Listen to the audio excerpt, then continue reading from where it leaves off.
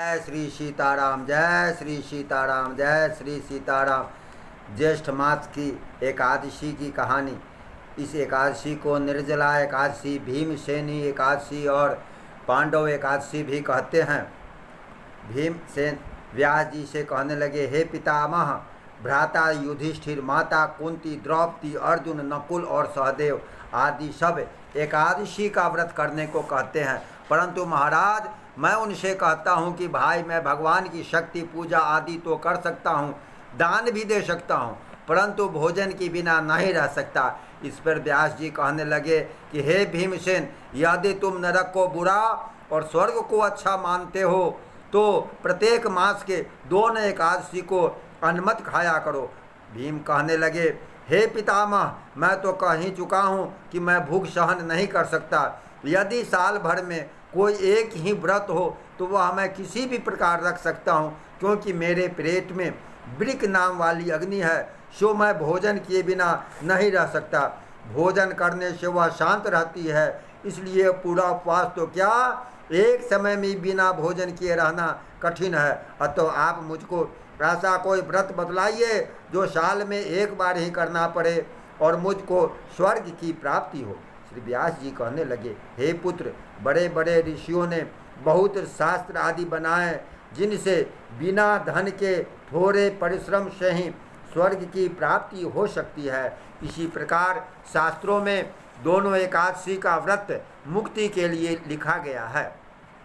श्री व्यास जी के वचन सुनकर भीमसेन नरक में जाने के भय से भयभीत हो गए और कांप कर कहने लगे, अब क्या करूं?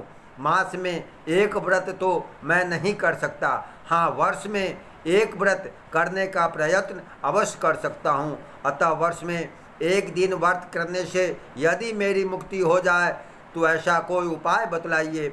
यह सुनकर व्यास जी कहने लगे, वृष और मिथुन की संक्रांति के बीच ज्येष्ठ मास के शुक्ल पक्ष की जो एकादशी आती है, उस एकादशी को निर्जला एकादशी कहते हैं। तुम इस एकादशी का व्रत करो। इस एकादशी के व्रत में स्नान और आचमन की सिवा जल वर्जित है। आचमन में 6 मास से अधिक जल नहीं लेना चाहिए, अन्यथा वह मद्यपान शराब के समान हो जाता है। उस दिन भोजन नहीं करना चाहिए, क्योंकि भोजन करने से व्रत भंग हो जाता है। यदि एकादशी को सूर्योदय से लेकर द्वादशी के सूर्योदय तक जल ग्रहण न करे तो उसे सारी एकादशी के व्रत का फल प्राप्त होता है, अर्थात उसे 26 एकादशी के व्रत का पुण्य प्राप्त होता है।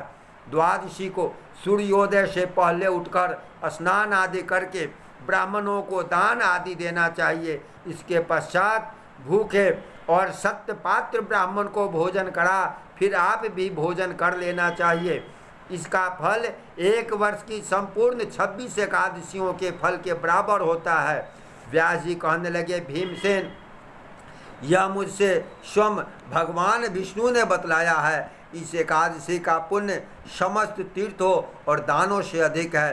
केवल एक दिन मनुष्य निर्जल रहने से पापों से मुक्त हो जाता है। जो मनुष्य निर्जला एकादशी का व्रत करते हैं, उनकी मृत्यु के समय यमदूत आकर नहीं घेरते, वरन भगवान के पार्षद उनको पुष्पक विमान में बैठाकर स्वर्ग को ले जाते हैं। अतः संसार में सबसे श्रेष्ठ निर्जला एकादशी का व्रत है, इसलिए यत्न के साथ इस व्रत को करना चाहिए।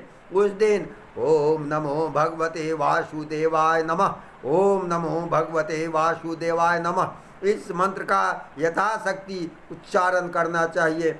गौ का दान भी करना चाहिए। इस प्रकार व्यास जी के आज्ञानुसार भीमसेन से इस व्रत को किया। इसलिए एकादशी को भीमसेन या पांडव एकादशी भी कहते हैं। निर्जला व्रत करने से पूर्ण भगवान का पूजन करके यह प्रार्थना करें, हे भगवान, आज मैं निर्जला व्रत करता हूँ, दूसरे दिन भोजन करूँगा।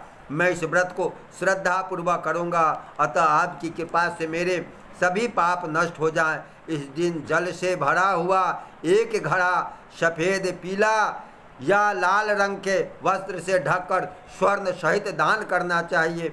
जो मनुष्य इस व्रत को करते हैं, उनको करोड़ों पल सोने के दान का फल मिलता है। और जो इस दिन यज्ञ आदि करते हैं उसका फल तो वर्णन ही नहीं किया जा सकता। इस एकादशी के व्रत से मनुष्य विष्णु लोक को प्राप्त होता है। जो मनुष्य इस दिन अन्न खाते हैं वे चांडाल के समान हैं, वे अंत में नरक में जाते हैं। जिसने निर्जला एकादशी का व्रत किया वह चाहे ब्रह्म हत्यारे हों, मद्यपान करते हों, चोरी करते हों या गृह के साथ द्वेष करने वाले हों, मगर इस व्रत के करने से सब स्वर्ग में जाते हैं। हे कुंती पुत्र, जो पुरुष या स्त्री श्रद्धा पूर्वक इस व्रत को करते हैं उनके आगे लिखे कर्म अवश्य करना चाहिए। सर्वप्रथम भगवान का पूजन, फिर गोदान, ब्राह्मणों को मिष्ठान या दक्षिणा देनी चाहिए, फिर जल से भरे कलश का दान अवश्य करना चाहिए। निर्जला एकादशी के दिन अन्न, वस्त्र, जूता, चप्पल, छाता इत्यादि का दान भी करना चाहिए। जो मनुष्य भक्ति पूर्वक इस कथा को पढ़ते या सुनते हैं उनको निश्चय ही स्वर्ग की प्राप्ति होती है। प्रेम से बोलिए श्री सत्य सनातन धर्म की जय, गौ माता की जय, एकादशी महात्म्य की जय। जय श्री सीताराम। श्रीमन नारायण नारायण नारायण भज नारायण नारायण नारायण, श्रीवर नारायण नारायण नारायण भज नारायण नारायण।